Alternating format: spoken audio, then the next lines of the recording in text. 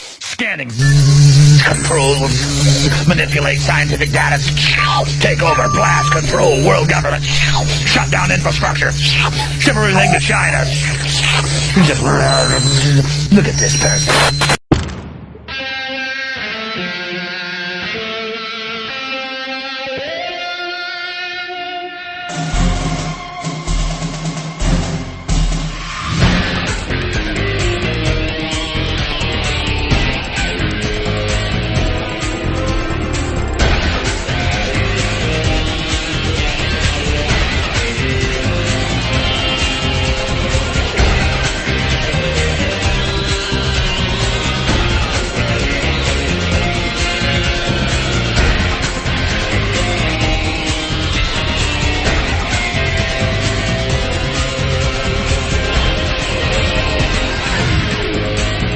Everybody, hey, welcome to the long-awaited next episode of XFL Infowars. It's Dave and I sitting here. It's a nice day here in Japan. It's a nice day there up near the Canadian border. You're closer to Canada than most people are.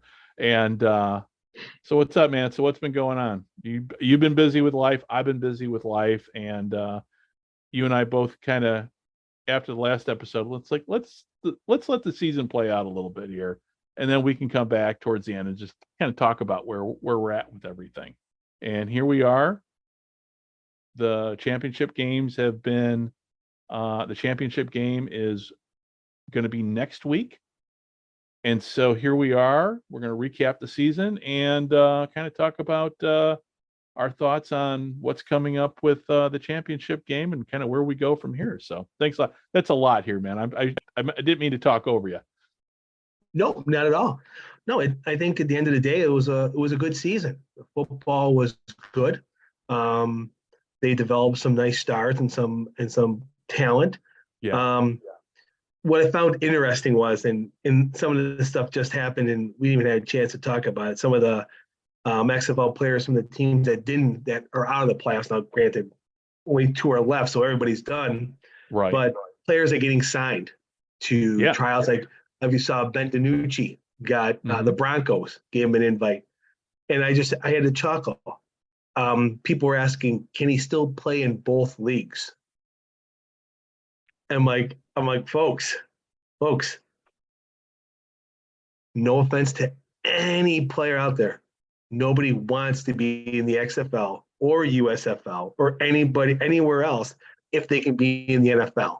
Right. So I'm like, and it's multiple people are like, oh, I can't believe we lost this. I can't believe we lost this guy, or they're going to try out somewhere else. I'm like, this is what it's for. Like, this is exactly why this league existed. It's called minor league football. I saw the same thing, and I'm like, oh. Well, God love them, though. God love the diehard XFL fans. I mean, that's something that over the course of this season, the beginning I had, I struggled with the hype, the belief, the cultish, like, oh, I'm XFL, ride or die, our history, or like, okay, now we're at the end of a season it's going to be completed soon. So I understand the passion. I get it. These people love the XFL. I mean, listen, I love the CFL. I know, so I get it, and I really do. So hopefully the players that sign with the NFL don't come back. Hopefully they stay in the NFL, because if that happens, then that gives legitimacy to everything the XFL is doing. And much like the minor league system, the baseball, when you had a star player make it big in the minors and leave, and then go to the show, that was something that the minor league team, and I'll use the Peoria Chiefs in this example, because this is the one when Mark Grace made it big with the Cubs. Well, I tell you what, those Peoria Chiefs, that was everything that they would talk about. Hey, much like the Arena Football League with Kurt Warner. Yep. So, well, in that same sense, I'd be curious. A.J. McCarron had a good season. I thought he played well overall. It'll be curious if he if an opportunity exists in the NFL, will he take it? Or being able to play in front of his son every week wins out? You know what? And I still have an issue with that. I think that was complete spin. I mean, I understand, what he said, I think was very heartfelt, but I guarantee you, had he got, I mean, listen, money talks in sports. So there's a whole lot that wasn't being, I just didn't buy that. Oh, I'm going to play for my son. Because you know what? And here's why. Because the XFL does not offer a pension, whereas the NFL offers a pension. And listen, I know for a fact, man, when I was a county probation officer and the feds came calling, you go with the feds because it's a better pension plan. So but it was a feel good story. But the way the XFL has spun everything, just still, it makes me want to, I hate saying this, makes me want to vomit. I had to bring that up because it's like, it was such a, look, you said it best. It's a great story because he had an NFL career. Like, he played a while in the NFL, and Yeah. no, he had the opportunity to do this. But I mean, come on, AJ, if we're sitting in mid-February and the Atlanta Falcons said, look, we want to sign you for a year, and we're going to give you $900,000 to be the backup to whoever their starter is at that point, the 45, 50 grand from the XFL will be, I'll go to the Falcons. He'd be like, where's the clipboard? He'd be exactly. happy, just, where's the clipboard and where's my ball cap? You know, that's, I mean, yeah. I just questioned that there. I don't know. I looked at it as there wasn't the NFL option, but it was a great story that the XFL could latch on to early in the season. Right. And it was one of those nobody could really deny either. Exactly. Nobody can say, I mean, it's a great story, but bottom line is NFL's got a way better pension, and a third string quarterback makes a hell of a lot more. A third string NFL quarterback makes a hell of a lot more than any star player ever will make in the XFL, just playing for the XFL. A practice player on an NFL roster makes more than the XFL or USFL. Yeah. It's just nothing against these guys playing, because they're all playing for the opportunity for that next check. So I get it, I understand it, but it's just how it works. Yeah. It's I don't. Again, it goes back to everything. It's kind of bothered me from day one about how this league has been marketed.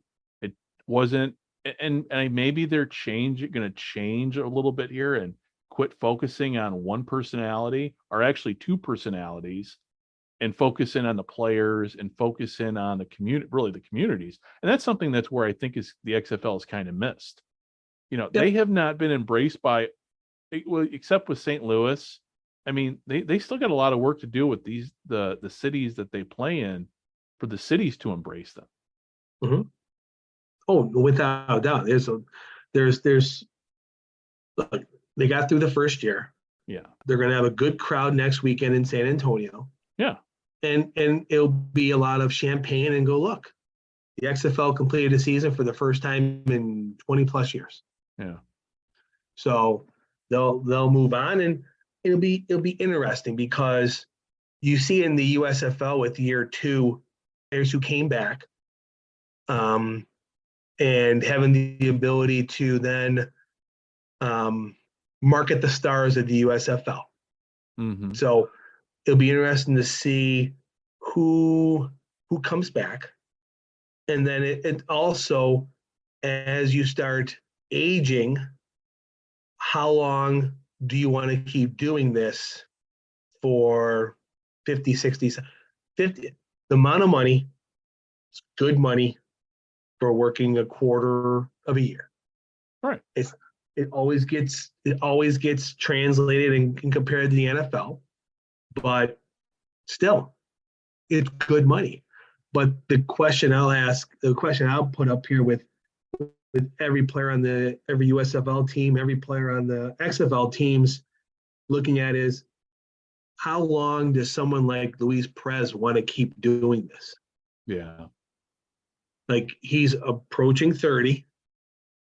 He's been a very good minor league quarterback, Right.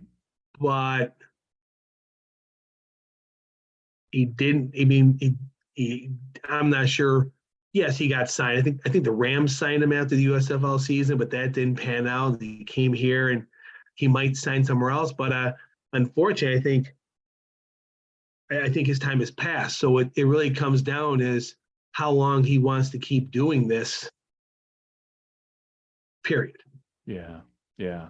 Yeah. I mean, you and I are both in our, we're both much older than Yep. all these guys that play now. So, I mean, yeah, I mean, it's, at some point, either, I mean, at age, 30, though, Tom Brady has skewed everything now with players' ages and everything now. But, the bottom line is, unless you were George Bland and Tom Brady are the outliers when it comes to playing and longevity. But yeah, I mean, 30 years old, yeah, at some point, you got to walk away. And, unless the NFL is coming calling, and it kind of goes to what, unless the NFL is calling, I mean, at some point you're just going to have to say, okay, I tried, I did the best I could. It's time to go, as Chuck Noll would say, you know, go pursue your life's work. Yeah, I mean, and it's different. If I'm 43 years old and someone's offering me $30 million a year, I'm going to keep myself in shape. Like, I mean, there's one player who can do it. Where I'm not talking about a lot of people doing this, but it's like making 60 grand living in Arlington, Texas, playing minor league football is different than the NFL lifestyle. Right. And in this day and age, 60 grand ain't a whole lot of fucking money. Pardon my French. No. And so it goes to what, again, I agree 100%. At some point, it's like, he's going to have to it comes down to money. It's like, I can make more money teaching at a school, Teach at a school, become a high school football coach. Yeah. No, but I say I'm not saying he's going to retire after this game, but I'm saying is like that's the I guess that's the question that I would throw out to the both leagues and the followers. Like, what are the expectations? These guys are playing in the USFL. Yes, they love football, no doubt about it. But nobody is going to. No one's going to Alabama. No one's going to whatever college of choice you have, Florida A&M or Tennessee or whatever college it is. No one's playing college football. Well, okay, maybe no one is an overgeneralization. The majority of college football players aren't going to play college football to, I'm going to be a Guardian and I want to live in Orlando. Right. Yeah. So it's one of those things where it's like they have a good product, both leagues. Yeah. It'll be curious to see of these young 20-somethings, say we're 6 years from now, are they developing players, like in the sense of minor league hockey? That's my best example, because baseball is a little skewed because you have to be you're associated with Major League Baseball. Teams aren't signing players, but minor league hockey does. Right. So is it going to be somewhere like, the Birmingham Stallions have 17, they're bringing back 17 of their core players for this next season, or whatever team you follow, how's that really go? Because a lot of following sports is making that connection. Mm-hmm. And you can be a diehard DC Defender fan, or you can be a Memphis Showboat fan, but if every year you're bringing in 50 new people, it's going to be hard to get the continuity of the fan support. Like, really, I look at like Major League Baseball when Major League the movie when all the scouts and everyone's in that room and they're looking at the players got invited to spring training. Who are these guys? So it's just one of those things, right? That's where at this point, looking at the end of this year, looking at the next year, like where does this all go? It's going to be here again, but where does it all go? And it also is going to be interesting. And I'm sorry, now I'm hogging the conversation. No, go ahead. It's going to be interesting to see when players have the opportunity, where do they end up going? Because obviously, a bunch of the USFL quarterbacks jumped to the XFL. And I'm assuming that the XFL said, hey, we're going to pay you more money. So they got a bunch of the USFL quarterbacks to go. Right. And USFL goes, look, there are 300 college football teams across the United States. Go ahead.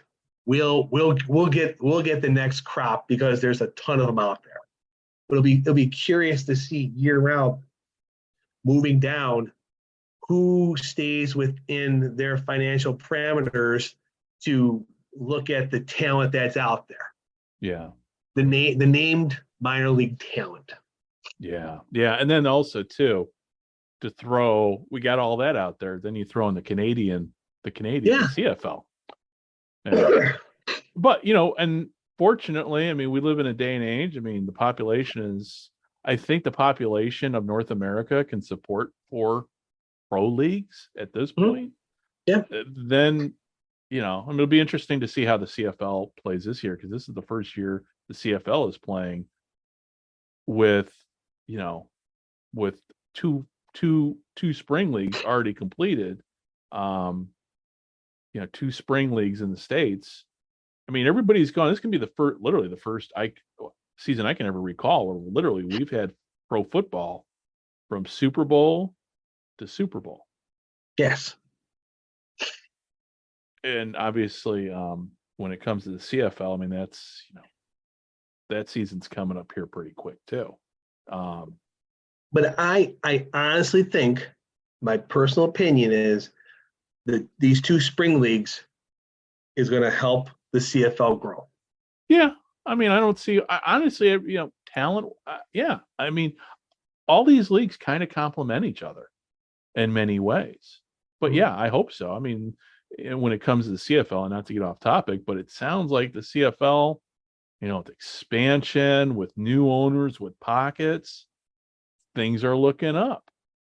The question is, yep. Go sorry. ahead. No, go. I didn't mean to jump in. I things are just looking up. I mean, and if they can get that 10th franchise, whether it be in Quebec, and I think Quebec's a better fit than the Maritimes.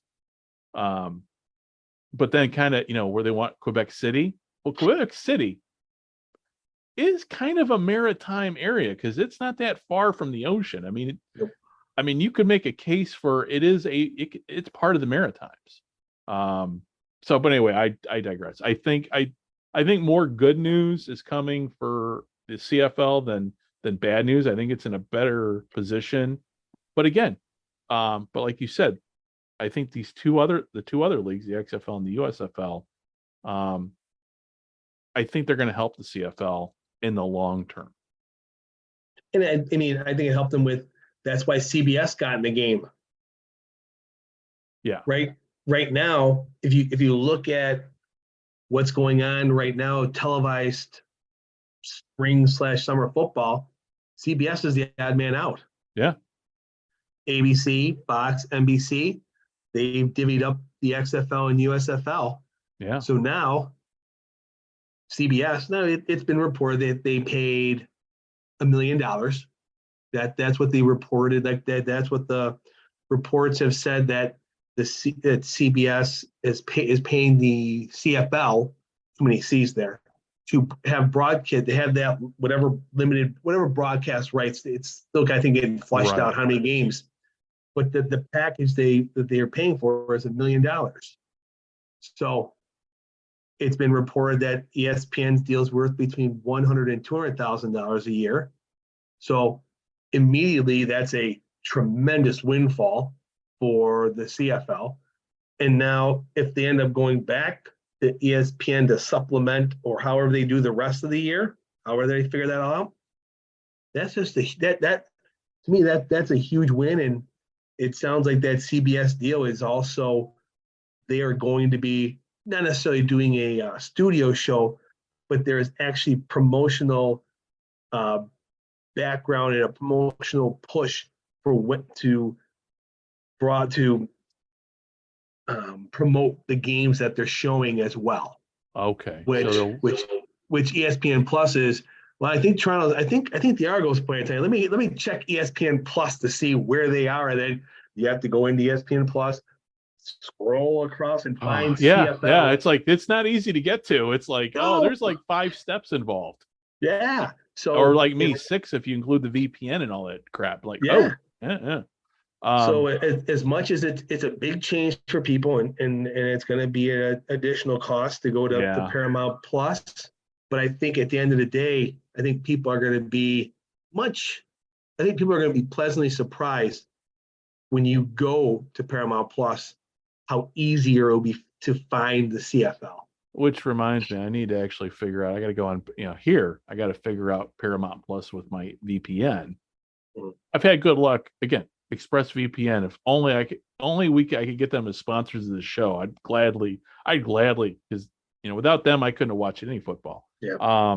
But I need to go on Paramount Plus, and I need to figure out. I need to before the season even starts, because then the flip side is, if I can't get that to work here in Japan with Paramount Plus and the VPN, then I got to look at that international package that the CFL kicks out there. And I did that. I did the Grey Cup game with them, and I was not overly impressed with the product that I saw on TV, because it skipped and everything. And obviously, you and I, we've never had a connection issue here. Me being with, but it was really bad. Yeah. So I don't know if it was. So hopefully, we'll see, right? Because I got Paramount Plus for free with my T-Mobile service. So I'm trying not to spend any more money than I have to. But yeah, I agree with you when it comes. Yeah, CBS is the odd man out. It will be nice. So hopefully we'll start seeing, and I know we're going to be talking XFL here, but just kind of digress. But it will be, hopefully we'll see CFL promos on CBS Sports during NFL games. Why? I mean, I guess I look at it like, granted, I understand that Fox owns USFL, but they're dropping them during NASCAR. They're dropping them through all their events. If it's one of the ones you own, why wouldn't you do this? Right. Because it's just promoting more football to people watching football, and it costs you nothing. Right. So, I don't know. And, hopefully, I don't know, and I'm doubting we're going to see this, but I don't see, the Grey Cup game will be on CBS Sports Net, but it sure would be nice to see the Grey Cup game on CBS itself. That's not going to happen. No. But, who knows? Unless NFL players go on strike again, but that ain't going to happen. But at least there's going to be some consistency. They'll be easier to find. Well, you know what? Looking ahead, it's always the Sunday before Thanksgiving, because it always falls around the reason I remember the Grey Cup is it's literally every year within a couple of days of my birthday. And like every couple of years it falls on my birthday. So it's that Sunday before Thanksgiving, and it's like at 6:00. I guess, but the question I have is, obviously if it's the season, there's a game on, but it would be wonderful if there's a way that, and granted, I'm not asking this, having the CFL change it to be broadcasted live in America is an unreasonable ask. It's their game. Right. But if there was a way to manipulate the time and have it live on CBS on that Sunday, that I think the ratings will. I think the ratings. I think they'd have extremely well. Yeah, they do very well. But what throws a wrench into everything is NBC Sunday night football, and with if you can kick it, if you could take that game away that one weekend, it'd be nice. But I look at the opposite. Yeah. I would look to do it at 1 o'clock in the afternoon. Yeah. But they said, it's an unreasonable ask to say, hey, this is your country's game. You've played it for over 100 years. You mind playing it at a more convenient time for us? Well, yeah. Well, and then also too, you look at, the CFL's got their own issues with TSN. So it's going to be interesting how it plays out. And talking about the new owners that have come in. I think the CFL might do well the next time around with broadcast rights are up, especially with the influx of the new owners. But I mean, it's wishful thinking on my part. I mean, the new Montreal owner has a competing network to TSN, so it's like, they're in play. Yeah. I mean, and $50 million is no small amount of money. Like that. I mean, that's what TSN pays for, to have exclusive rights across Canada. So you're telling me the billionaire owner of the Alouettes doesn't want to have? He wouldn't go, you know what? Let's do $75 million just to have it, and then he'll figure it out. Like I can't see this not doubling the next time they're up. I just don't see it. I agree with you. Well, getting back and talking about TV. No, talking about TV. So let's look at the XFL, the ratings since last time we talked. I don't know. My sense on the ratings have been they've gotten a little better because more games got pushed to broadcast TV. More people are cutting the cord. A lot of people are watching it over the air. So the ratings have gotten a little better, but then the USFL comes in and to me just kick those ratings back down to earth again. And here we are going into the championship game, not this weekend, but following weekend. And that game is going to be on ABC. When it comes to the ratings and everything and you and I have and I say harping because sometimes, I mean, really that's been the main, because the games have been so great. Yep. But it's what you and I have we both like the business of football. So we know, hey, you can have great games all you want, but if nobody's freaking watching, nobody's I mean, there was even in those stadiums that swear to God only looked like 100 people were there. There have been some great games, but you look at the ratings and, despite what Mike Mitchell and XFL News Hub have spun and other people have spun, the ratings as a percentage have sucked. You can find all kinds of positives in there, and I know there have been a few positives, but nobody's really been watching comparatively. No.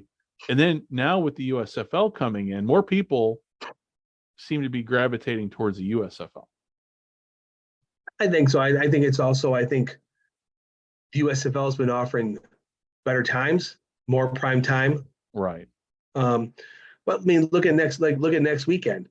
The 13th is the championship game. It's 8 o'clock on ABC. I mean, the USFL is still a competitor, but they're a smart competitor. Their games are at 12:30 and 4 o'clock next Saturday. Yeah, the lead. So they're not gonna try and play it at 7:30 on whatever, because it doesn't make any sense to. So, but what I like about, like I said, there's pluses and minuses for both of these. But what I'm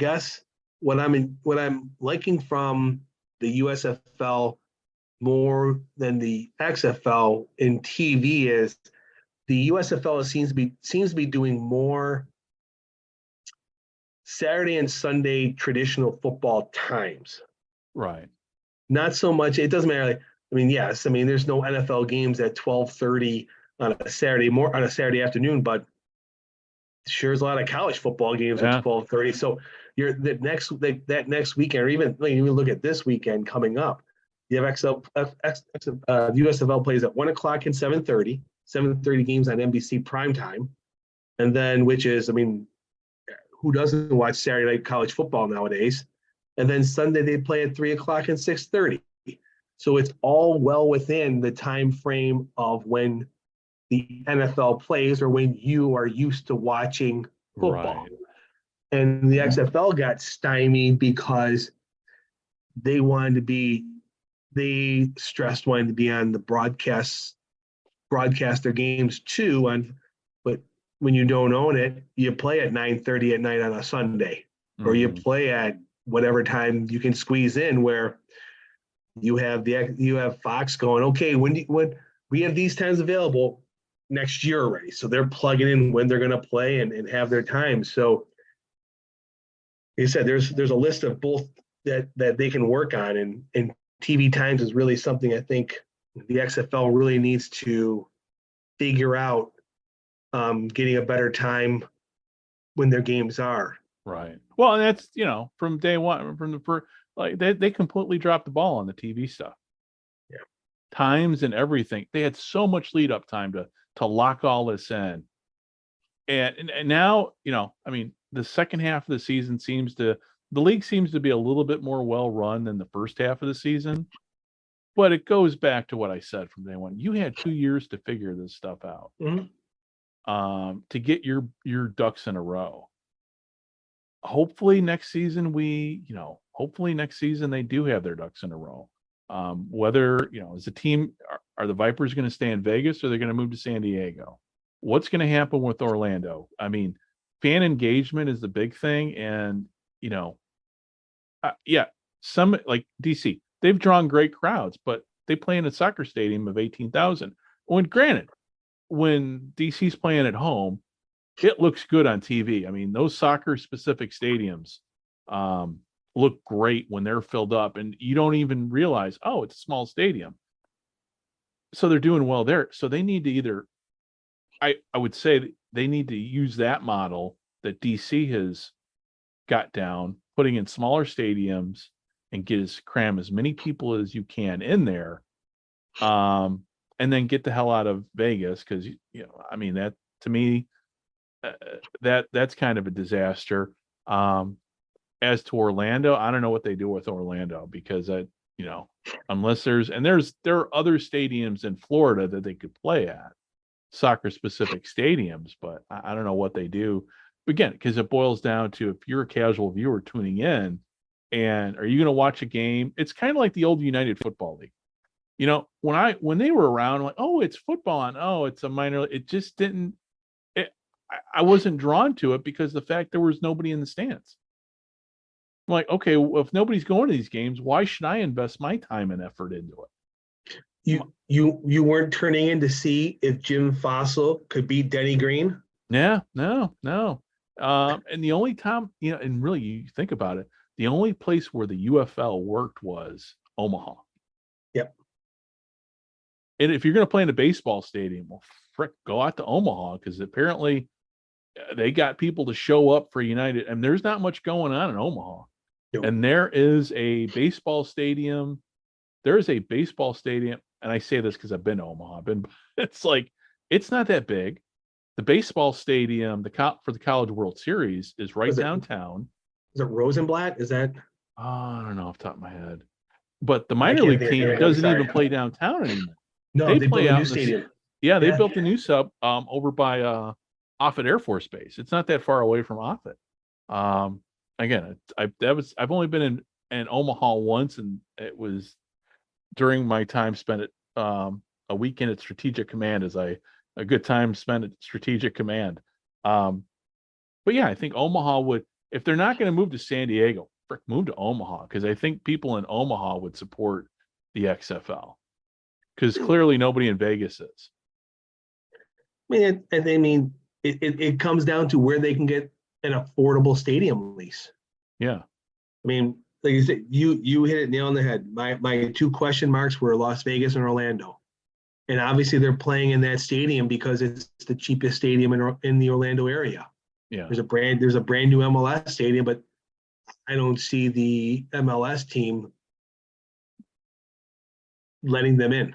Right. I just don't, because they have the NWSL, they have the MLS team, they have a USL team. They have 3 soccer clubs playing on professionally rolling through there. Oh yeah, yeah. You don't want, because the football team would just a gridiron team would just destroy it. Yeah. So that's the question is, of the 8 teams, they got to find homes for, I think realistically, at least 2. They're Arlington's their hub. Unless they get a cheaper deal to go somewhere else, they're going to stay in Arlington. I thought that stadium was not good for football. The old Rangers. The whole story behind that stadium. The Rangers built a new. It wasn't. It made no sense. This is going way back when the Rangers built a new stadium. Okay, you're playing outdoors, and Texas is getting hotter to see a game. Okay, why didn't you build? It just, so you build a brand new outdoor stadium that you barely used, so you got to keep it. And I don't know. I love the beauty of watching on TV, seeing football played in baseball parks. It's just something about the aesthetics of it. Mm-hmm. But the practicality of it is nobody's going to these games in Arlington. No, and they have at least changed the camera angles, because the cameras were showing the tarps, right, where the people weren't there. So, and then or even go to Jerry World, even go to where the Cowboys practice. Well, yeah, I know money's involved there, and but Jerry's not going to let you touch that. But you would think Jerry Jones, if ever anybody saw an opportunity to enhance his brand and the NFL's brand, he would actually bring an XFL team in there just to shake things up in the NFL. But I personally, I think he'd do a USFL team before XFL. Oh yeah, he signed the star, the MVP of the USFL, signed a 3-year contract with the Cowboys, and then went to the Pro Bowl. Yeah, that's true. Yeah, I didn't even think about that. Turpin. So yeah, I didn't even think about that. I think he would do it, but personally, I think he would do it the USFL first, because Fox is an NFL partner. Right. So I just don't see. I wouldn't see him, for him, such a cheerleader and power broker in the NFL, going with the league that, they have a agreement. Right. Whatever There's a little bit of a working relationship there. Yeah. But you have another one who is one of your main rights holders, and they're funding this. Right. If Jerry's going to pick one, I think he'd pick that one. But yeah, my other wild card team, I think they need to at least think about, is Seattle. Seattle was underwhelming. That was. I thought they would draw a lot better. Now, granted, they had some really dog times, but that's neither here nor there. They're just a 60,000+ seat stadium, and you're announcing 10 or 11. It was nowhere near 10 or 11, but I understand why they wanted to keep that average at 11, between 11 and 12, 11 to 13,000. So I understand why they kept announcing certain numbers. But you take those, that's half the league. Yeah, damn near. Yeah. Yes, Houston had some okay crowds, but they're playing in a college football stadium. Yeah. And those crowds in Houston, I was a big run. I rooted for the Roughnecks this season, but watching those games, it's like, I was disappointed even seeing that. It's like, it's just, so maybe next year, maybe the crowds will be better. But I think the marketing division of this league, they really need to get their act together, because, and if you've got to paper the stadium if you're going to sell tickets for $1, sell them for $1, get people in there, because, at least that way you can say you sold the tickets, even though they're dirt cheap, but you're not technically, you're not papering the place, but because really, to me, as a fan, if I'm going to, because again, when games are on TV, that's a big ask for me to turn on, devote to give you 3 hours of my time, why should I give myself 3 hours of my time for a team that nobody else apparently is giving their time towards? I mean, even my college football team, my alma mater. I watch the games, but I see nobody's in the stands. And it's like, it's hard for me as an alumnus to give my time to a team that other alumni aren't giving their time to. It just asses in the seats just makes the game. It gives you a reason to watch, because obviously these people are there for a reason. And DC is a classic example. They put asses in the seats in a small stadium, and it sure made it seem like it was a much bigger stadium. And obviously St. Louis is the outlier there. But even with St. Louis, they didn't fill. I mean, I wonder next year if they're going to start, it'd be nice to see the entire dome get filled up versus just the lower bowl. But I think that's a long-term project. But if anybody can do it, it'd be St. Louis. I don't know. I think if they didn't do it this year, I think it'll be really hard to do it moving forward. Right. You only have that chance once to say we're back. And at the end of the day, they ended up underachieving. Yeah. Yeah. So look, I am not poo-pooing 35,000 people coming out to see minor league football. It's great. Yeah. But at some point, having this, you lose. I mean, you only can cheer Kroenke sucks so many times when you have a football team. Right. Yeah. I mean, it gets old. And to use an old CFL example, hey, that first season when Baltimore didn't even have a team name, okay, that worked great. But then the next season, season 2, hey, we're the Stallions now, and we're focused on now, not how the NFL screwed us. There were lesser crowds, but it was a better product on the field, and obviously, I think it was amazing. They won the Grey Cup, and then we know what happened. Literally, the day after, a couple days after, or the week they won the Grey Cup, the NFL came back. But it worked in Baltimore because, okay, the first season it was very us against the NFL. Second season it was, okay, we got a great team here. Yeah. So, I mean, it was lightning in a bottle, and I don't see St. Louis right now having the same magic that the Baltimore had. But again, if any city could support, you and I have both read on social media, oh, great attendance in St. Louis. Yeah, but St. Louis can't carry a league. The Cleveland Browns couldn't carry the AAFC. That's why it folded, because one team was carrying that entire league. Mm-hmm. And so that's but again, this is completely different. We're in 21st century, and both these leagues are backed by a shit ton of money. So, hopefully, whatever Dany Garcia does, or what makes her so great as a league owner, hopefully she's got some brains there and figures, it's great she's a league owner and everything. And I'm not being anti anything, but I have yet to see, I don't know. It just seems to me, just the people that are making the decisions, including her, haven't, they were given a blueprint by Vince McMahon, and they only followed part of the blueprint. Hopefully they've learned some hard lessons.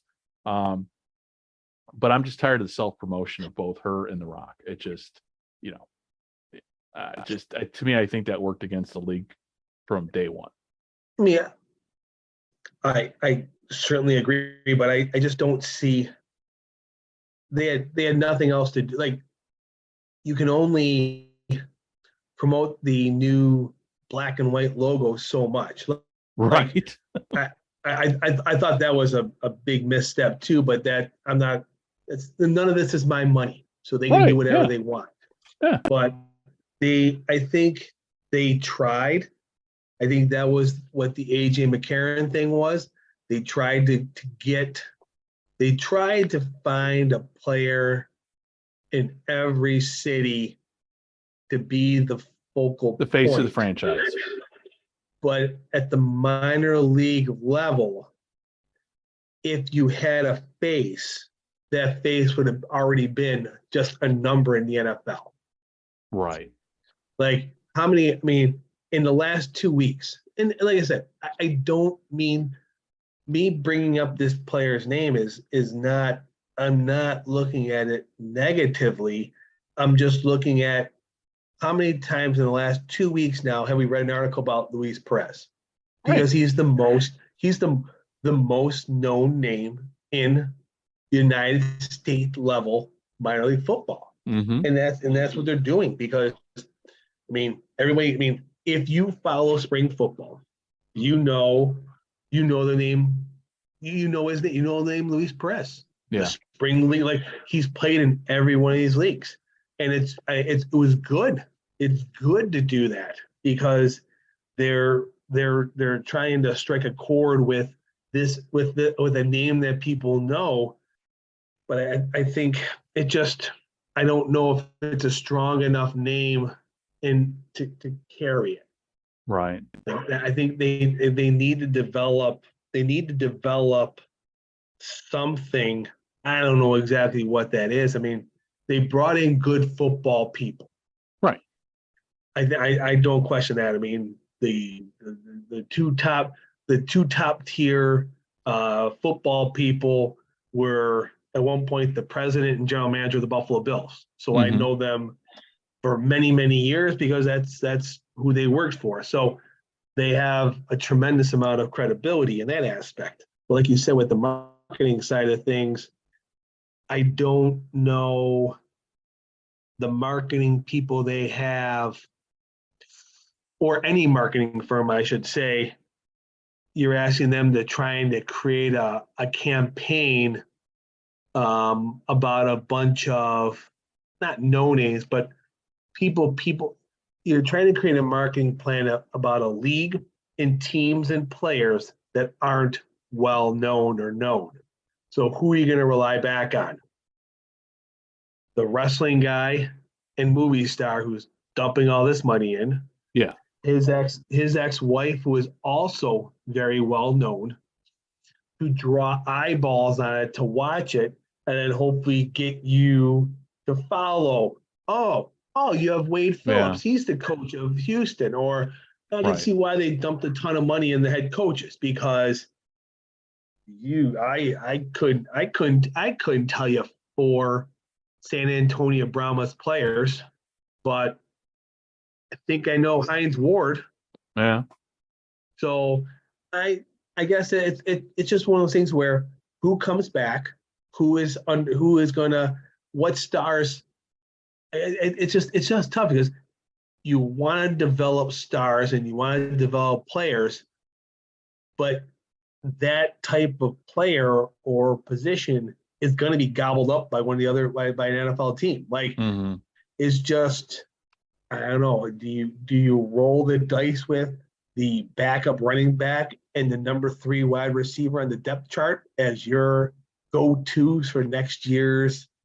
Like, I don't know. I guess I look at it as like, if you're the DC Defenders and you're going out there, I mean, obviously selling season tickets for a 9-1 team is a lot easier than selling tickets for a 4-6 team. But if I'm trying to sell tickets or sell sponsorship for the Arlington team, I'm not sure what I have. Right. I'm just not sure. So, and it's good luck. I hope they load up some staff and get people out there pounding the pavement with the message. But I don't know. That's a cost that a lot of professional sports teams don't want to take on. Yeah. So and then I look at the USFL model, which is on that level almost completely different, where they're trying to create a business where when you buy in to that business, you are walking into a break-even profitable business before you move it to that city. Right.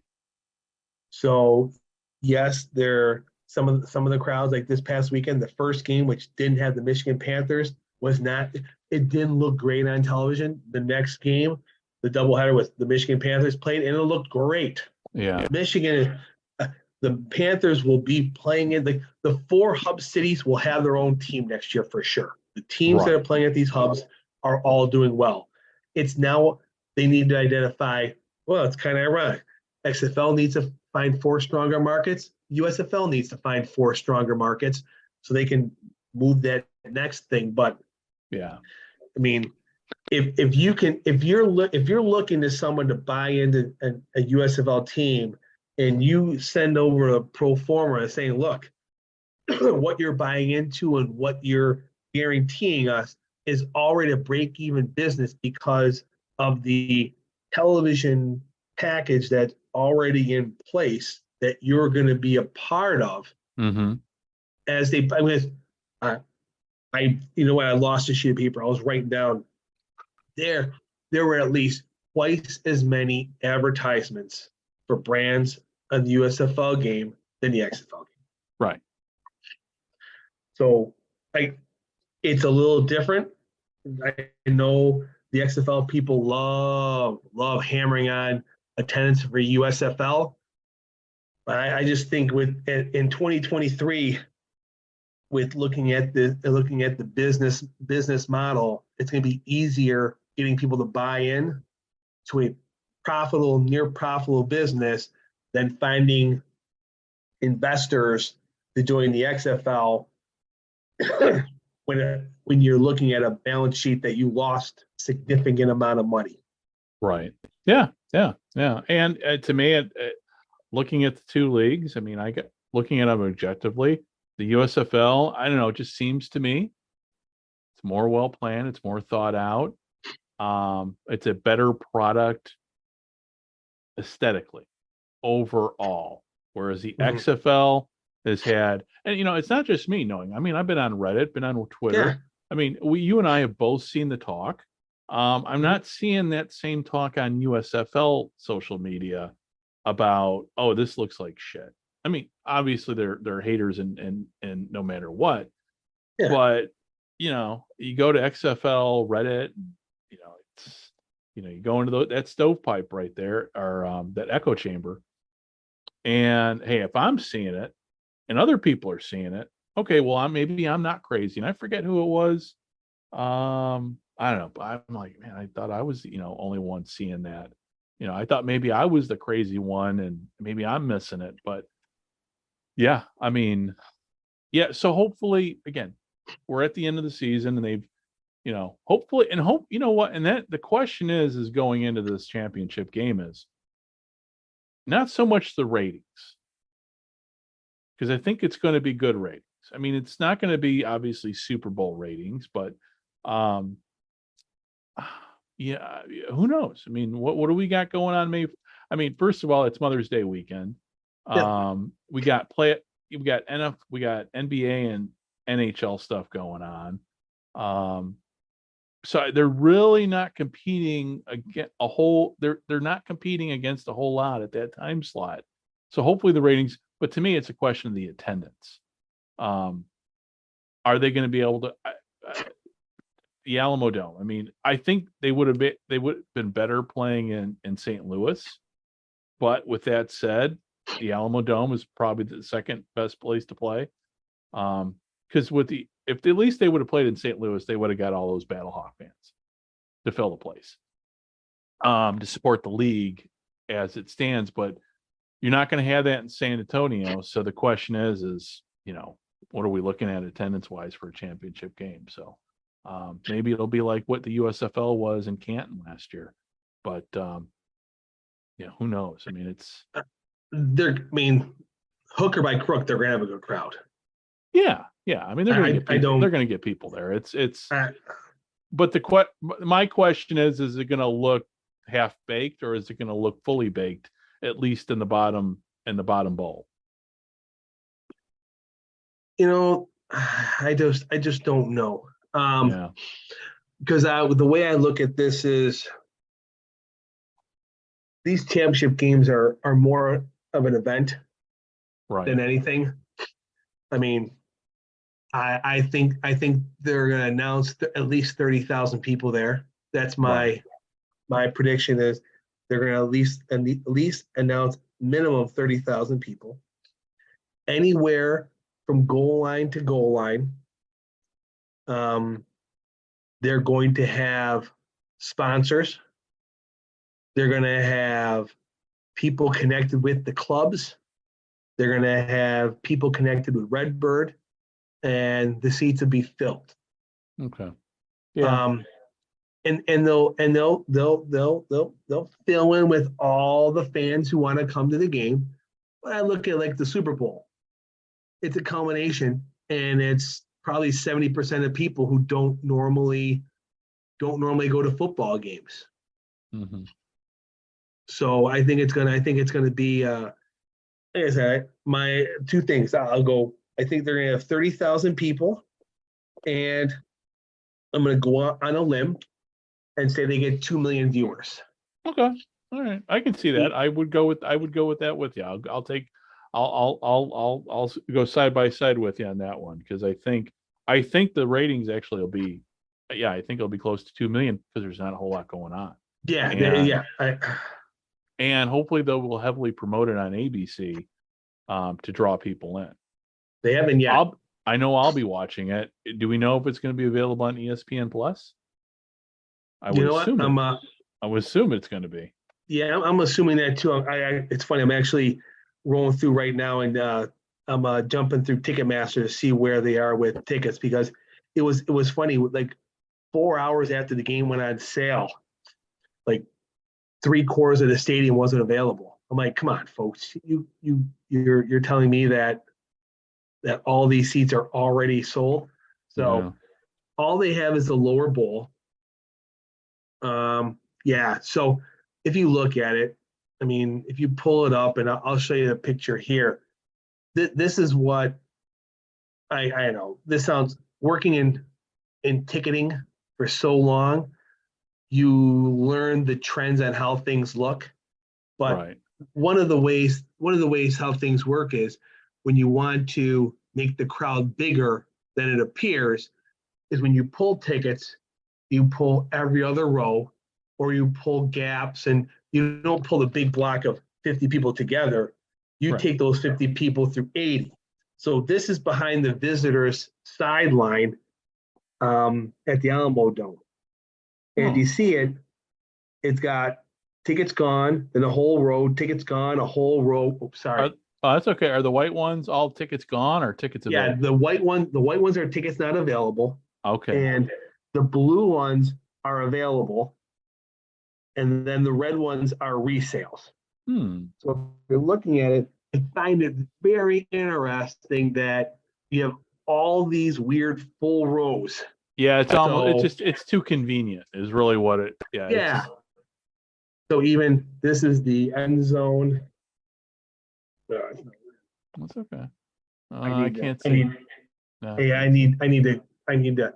My wife's been bugging me about getting a new computer, so that's what. But anybody can go on Ticketmaster, and you can see they're only selling the lower bowl, and they're only, like, you can see that how that's set up. So, but they're doing their due diligence.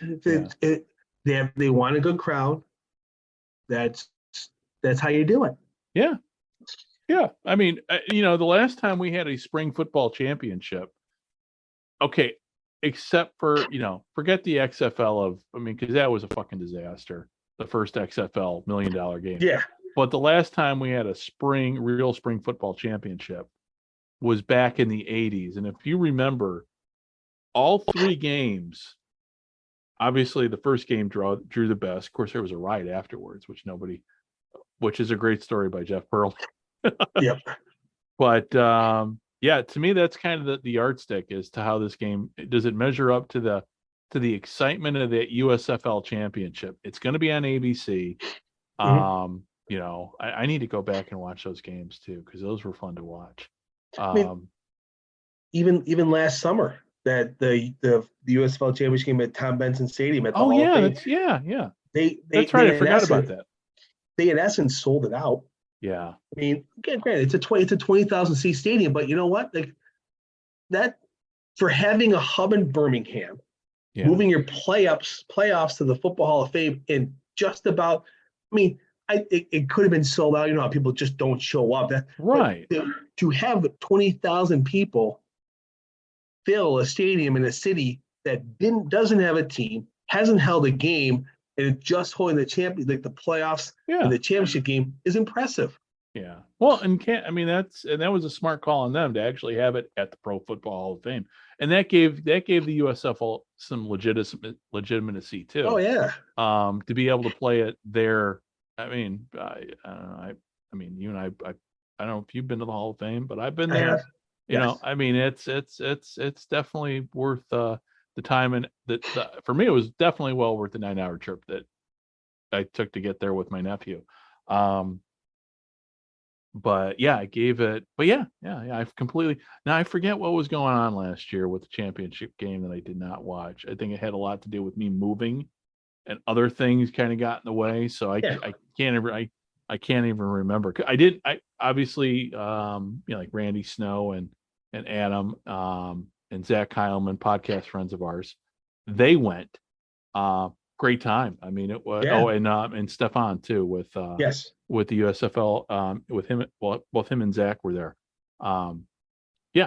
So, but to me, again, that's really what.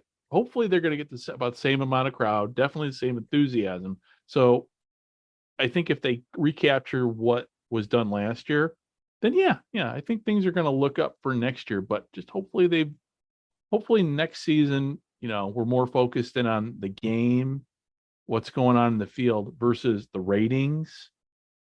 And I did notice too, now when I took a little social media break too, I came back every now and then I would dip my toe in and see what's going on. What's going on? Is the USFL people and the XFL fans are fighting now as to which league's better? I'm a critic. I mean, but spring football is spring football. I mean, I don't have a choice of either one. I mean, obviously, I'm old school enough with the USFL, but I don't get why people are fighting with each other. It makes no sense. I don't understand it, but it's one thing if it's like American League versus National League and Major League Baseball. Oh yeah, yeah. Before we had the DH. Oh, we don't want the DH. You had something there. Yeah. You have a league that has 1 year under its belt and a league that hasn't had a successful year in 20 years. And the people who are arguing weren't alive when that first year happened or knew enough about it that even existed. Right. So I don't know. Yeah. And it goes back. I mean, you would never hear USFL fans in the 80s arguing with NFL fans in the 80s as to which league's better. We knew which league was better.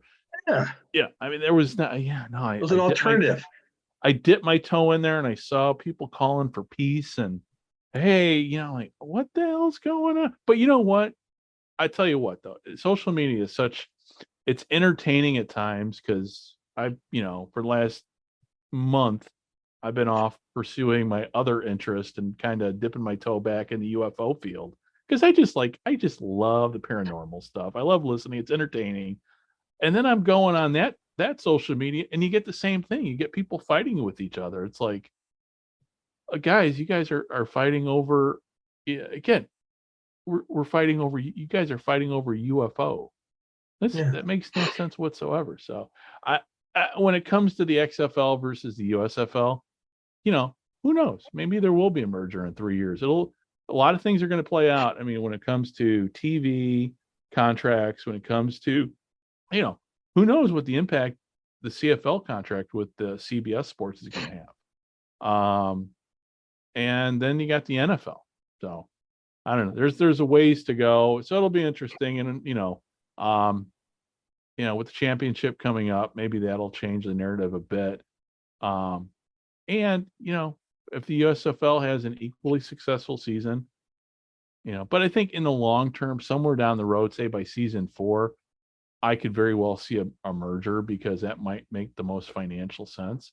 But both these leagues need to prove themselves first, and neither one has proved themselves that they have any staying power. I mean, it's going to take, the USFL in the 1980s, it couldn't even prove itself it had staying power.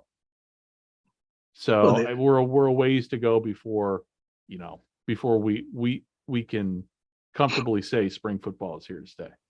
I mean, the original USFL, the owners couldn't control themselves. Yeah, yeah. It was like a That bunch of crap. that, You that know, I mean, that's been analyzed so many different ways, but that's the bottom line. yeah, if you would have They just stuck with the they Dixon plan, it would have been fine.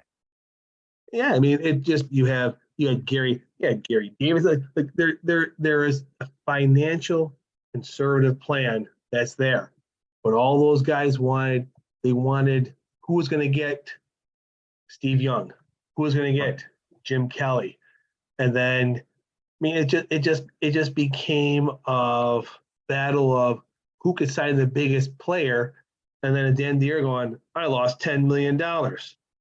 What's going on? Like, Yeah, yeah. Well, and then without even mentioning his name, but one person in particular, and you can't blame him for the ultimate well, you can't blame him for the fiasco that was created because he wasn't there in the beginning. Of course, he was the one at the wheel of the bus when it finally did crash. But he only bought the team because he couldn't get into the NFL, and he figured this was his backdoor way of getting into the NFL. yeah, he wanted to force a merger, Right. Yeah. and he and Yeah. that, and that's why right before the lawsuit happened, the Houston Gamblers merged with the New Jersey Generals because his thought was, I got Herschel, I got Jim, the NFL has to take me now, Yeah. and the NFL goes, no, what? All these players already have their rights by an NFL team. You have to prove it. You can't. Good luck. Yeah. I got the football I've got football for $1 electronically, but I've got the $1 league here. One of the few books I brought to Japan with me.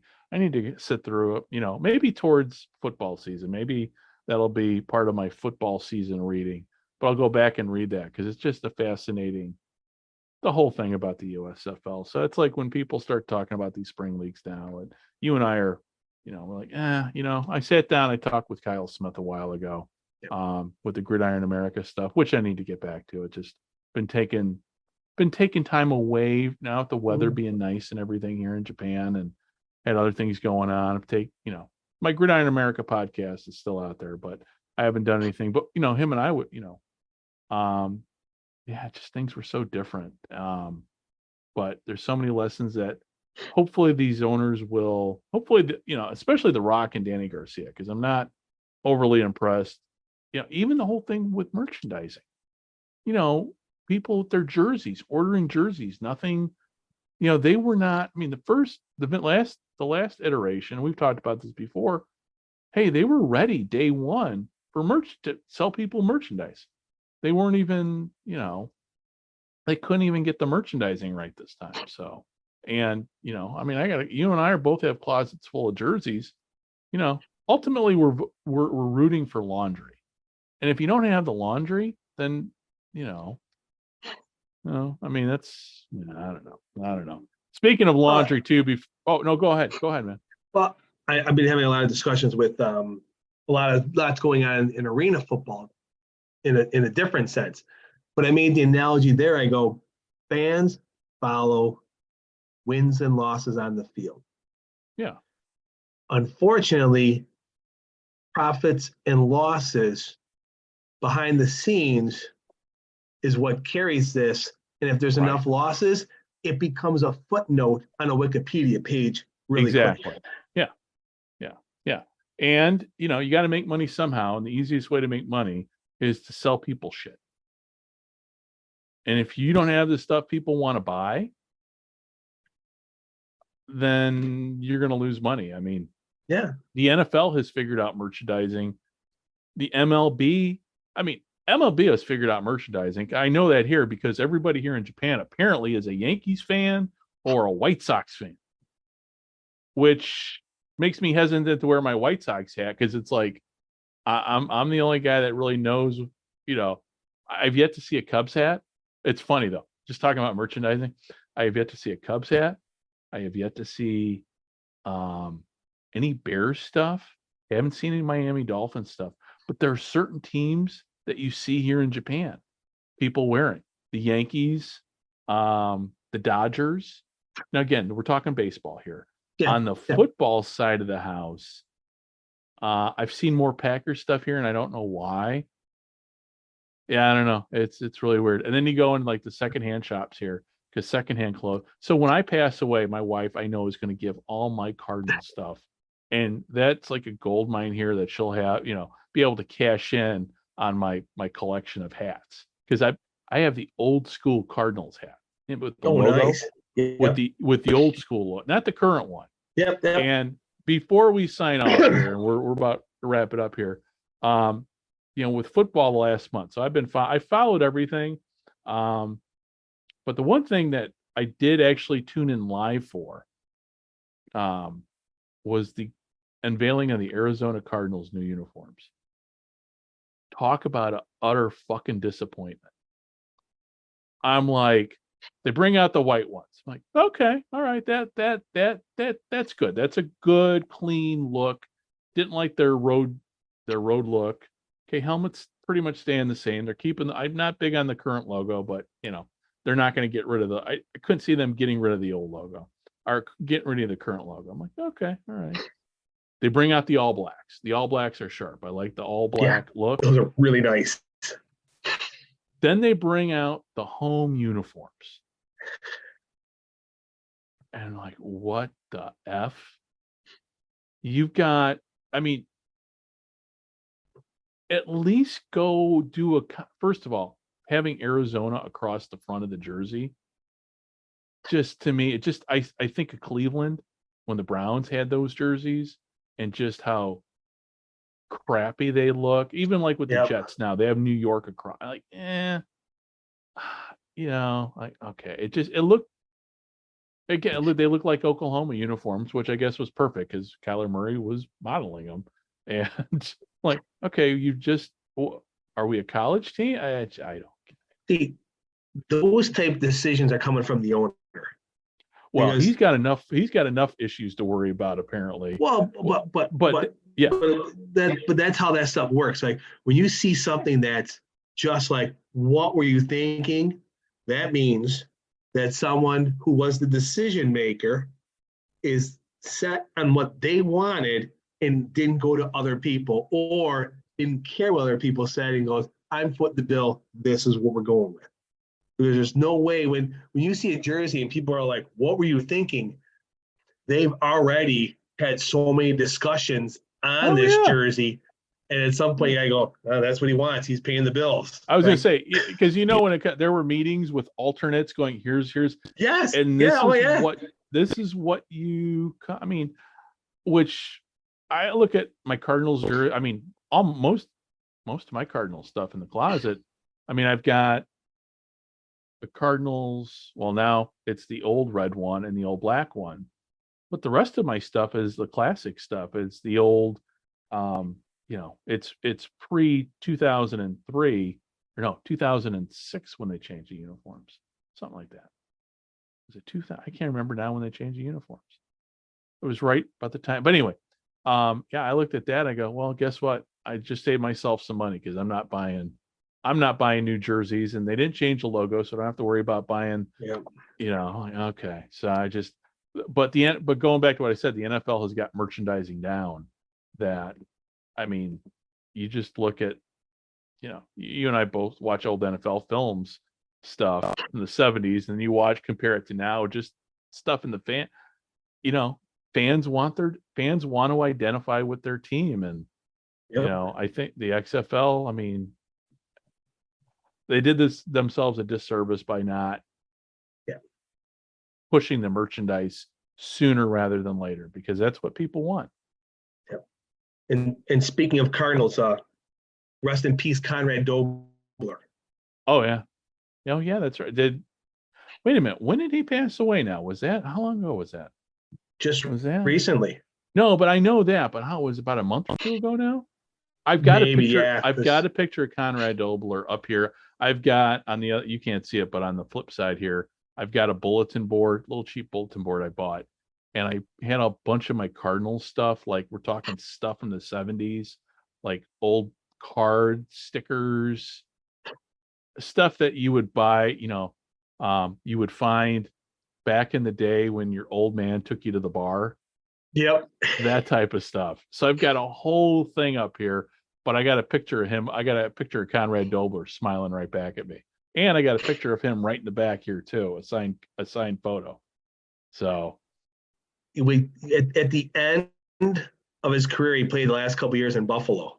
And my mom, I forgot where she was. I was only like 9 or 10 years old. She came home one day. She goes, "Hey, we met this football player from the Bills. He signed a book for me. So it's inscripted, a little note to me." And she goes, "It's Conrad Dobler." And I started laughing. She goes, "Who is he?" "Oh, he's an offense. He's a lineman for the Bills." She goes, "Well, why are you laughing?" I go, "He's like probably the dirtiest player in the history of football." And she just goes, "Really?" I go, "But thank you for the book." Oh, yeah. My first football memory of watching a full game was Thanksgiving '77, Dolphins Cardinals. Back then I was a huge Dolphins Bob Greasy fan. So I'm 10 years old watching the Thanksgiving game. And Greasy obviously torched the Cardinals for 6 touchdowns. 210, passing yards like 210. So all these passes came from down like the 10-yard line. It's not like he lit it up. But Conrad Dobler, the most memorable part was when Conrad Dobler got ejected from the game and then chucked his helmet in the stand. So I've been hoping that somehow that game's going to show up on YouTube. Somebody's going to find that and upload that, because that'd be one to be like, I'm going to spend a quality, other, there's a lot of games I've gotten off of YouTube and everything. I sit there like old Monday Night Football games with Howard Cosell. Yep. But that's my great white whale when it comes to games that I've yet to see pop up on YouTube. Yeah. And how many people our age were first introduced to him on those NFL films?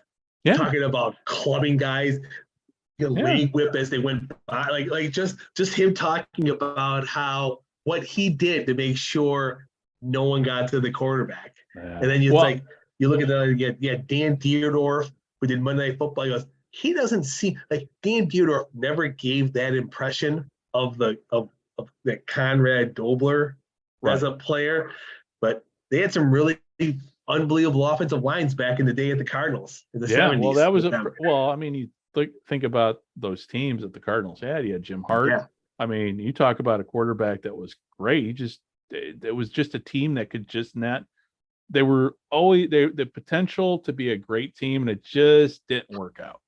Yep, didn't work out. So, well, listen, brother. Well, with all that said, let's sign off from here, and let's plan on doing a championship. We'll do a championship preview show next week, and maybe do a wrap up of the entire season. We'll see how it goes. So, hey, so for everybody who has been listening, I do know, I don't know, whoever's listening, and there's a lot of you apparently listening to the podcast, at least the last episode with Amazon Alexa. Thank you very much. And hey, if we get as many people tuning in for this podcast as we did last podcast, maybe that'll give us a reason to continue the show for next year. So with all that said, on behalf of Dave and myself, thanks for listening, and we will be talking to you again soon. Take care. Bye-bye.